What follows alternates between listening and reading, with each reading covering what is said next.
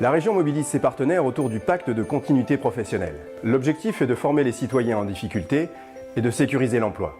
La formation est au cœur de ce dispositif pour trouver un travail, s'y maintenir ou en changer. Une nécessité à l'heure où les mutations économiques bouleversent les parcours professionnels. Le Conseil régional du Centre participe au financement du coût de formation. C'est une mobilisation de l'ensemble des partenaires de l'emploi. Organisations syndicales, FONGECIF, OPCA, Pôle emploi. Rencontre avec des entrepreneurs, des responsables de formation et des salariés ayant bénéficié de cet accompagnement. Alors cette formation est quelque chose qui m'a été proposé à un moment où notre activité était un petit peu en bout de course et donc il s'agissait vraiment d'une reconversion. C'était effectivement un petit peu inquiétant de se remettre vraiment en question et d'aller vers quelque chose de nouveau, mais au final c'est très motivant et très dopant de s'apercevoir qu'on est encore capable de passer à autre chose et de tirer aussi parti de l'expérience précédente et d'apporter toutes ces connaissances nouvelles. La formation m'a apporté une nouvelle méthodologie de travail. Donc avant d'arriver sur une installation, c'était un peu du b.a.-ba. Donc on est arrivé maintenant, on peut expliquer au client comment fonctionne son bâtiment.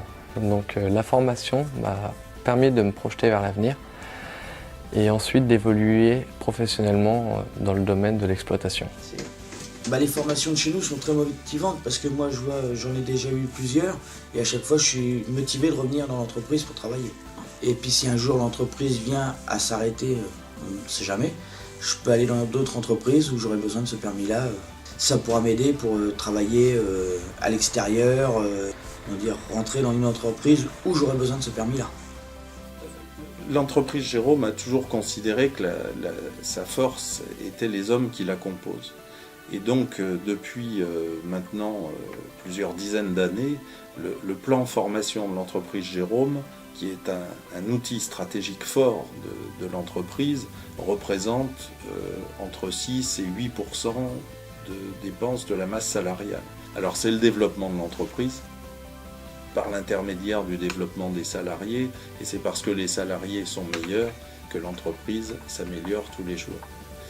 En fait, sur la formation, elle m'a servi de prendre un peu plus d'assurance en moi avec la relation des autres collègues, le management des personnes, du relationnel, puis de l'organisation, surtout de l'organisation du chantier, le planning, suivre un planning. Ça a permis une certaine performance. Puis, moi, ça m'a permis d'évoluer dans l'entreprise, de rester dans l'entreprise, toujours dans la même entreprise que je connaissais depuis 4 ans. Et donc, ça m'a permis d'évoluer. Alors, nous avons donc bénéficié des fonds de la région Centre dans le cadre du PCP sur 2011 et sur 2012 pour différentes actions. Ça représente environ 15 personnes, principalement des dessinateurs, du personnel de chantier et d'atelier. Donc ces actions ont permis à ces collaborateurs d'acquérir donc de nouvelles compétences dans le cadre de recrutement ou aussi d'évolution professionnelle ou d'acquisition de nouvelles compétences pour pallier à des sous-charges de travail sur certaines activités alors que d'autres sont en surcharge. Nous avons été motivés pour mettre en place ces différentes actions de formation. Donc dans le cadre de ces actions, nous avons un salarié qui souhaitait postuler pour une annonce que nous avions passée pour un contrôleur soudure. Nous avons pris en considération sa demande, vu qu'il avait le niveau requis pour accéder à ce poste, c'est-à-dire un bac+2. Nous avons planifié un parcours de formation lui permettant d'acquérir des nouvelles compétences pour accéder à ce poste. Donc il est parti en formation, il continue d'ailleurs à suivre ses formations pour avoir ce qu'on appelle des co-friends, pour pouvoir vérifier, contrôler les soudures. Oui, bien sûr, nous avons une très très forte ambition au niveau de la formation, puisqu'il faut savoir que chaque année, un plan de formation est mis en place. Globalement, la formation représente 3% de notre masse salariale. Elle s'articule, cette formation, autour de sujets liés notamment à la sécurité et à la santé au travail, puisque ça représente aux environs de 70% de notre plan de formation. Donc c'est quelque chose d'important et qui nous tient fortement très à cœur. Les partenaires sociaux du BTP au plan national se sont entendus le 29 juin 2010 pour créer un organisme paritaire, collecteur agréé, au PCA, spécifique au secteur de la construction. Cet OPCA, au PCA, dénommé Constructis, a été agréé par arrêté du 9 novembre 2011 pour collecter et gérer la participation professionnelle continue des entreprises du bâtiment et des travaux publics, quelle que soit leur taille, à compter du 1er janvier 2012.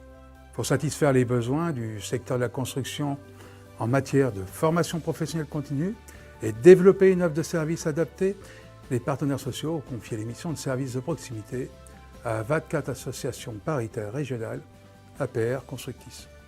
De plus, pour couvrir les besoins des 200 000 entreprises de moins de 10 salariés du BTP, Constructis a délégué les missions d'information et de conseil aux correspondants locaux des organisations professionnelles d'employeurs, CAPEB, FRB, FNTP, FNSCOP BTP. Le BTP en région centre représente près de 8000 entreprises et 60 000 personnes. Pour 2013, les priorités de formation sont les suivantes.